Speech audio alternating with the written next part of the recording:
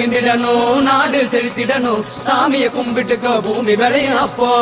ஊரு மகிழ்ந்திடணும், நாடு செலுத்திடணும், சாமிய கும்பிட்டுக்கோ பூமி விளையும் அப்போ. கோயில் குழந்தா ஊருக்கு அழகு, கோயில் இருந்தா ஊர விளக்கு. கோயில் குழந்தா ஊருக்கு அழகு, கோயில் இருந்தா ஊர விளக்கு. இந்த மண்ணு மணக்கிற மல்லிகைப்பூ நம்ம மனச எடுத்து சொல்லும். வந்து நின்று ரசிக்கிற ஊரு சனம் இந்த தேர இழுத்து செல்லும். ஆக்ரோஷ கருப்பனுக்கு அடிக்கப்பட்ட 100 பன்றிகள், 200க்கும் மேற்பட்ட கிடாக்கள், கோழிகள். ஸ்ரீ பெருமாள் சாமிக்கு வேலால் குத்தி படையல், நேர்த்திக்கடன் செய்த பெருந்திருவிழா.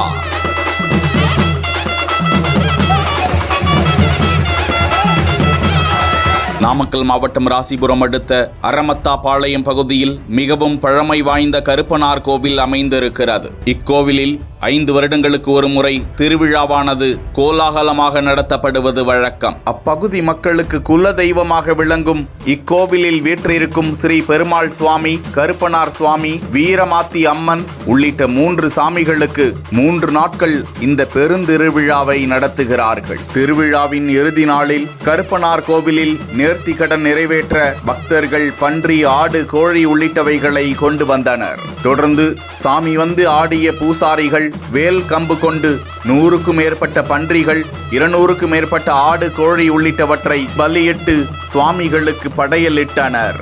தொடர்ந்து பலியிடப்பட்ட பன்றி, ஆடுகளை பக்தர்கள் தங்களது வீடுகளுக்கு கொண்டு சென்று உறவினர்கள், நண்பர்களுக்கு என பெரிய விருந்தளித்திருக்கிறார்கள். திருவிழாவை காண சேலம், திருச்சி, கோவை, சென்னை உள்ளிட்ட பல்வேறு மாவட்டங்களில் இருந்து 5000த்திற்கும் மேற்பட்ட பக்தர்கள் கலந்து கொண்டு சுவாமி தரிசனம் செய்தனர். திருவிழாவில் நகைச்சுவை நடிகர் மிப்புசாமியும் கலந்து கொண்டு சுவாமியை வேண்டிக் கொண்டு சென்றார்.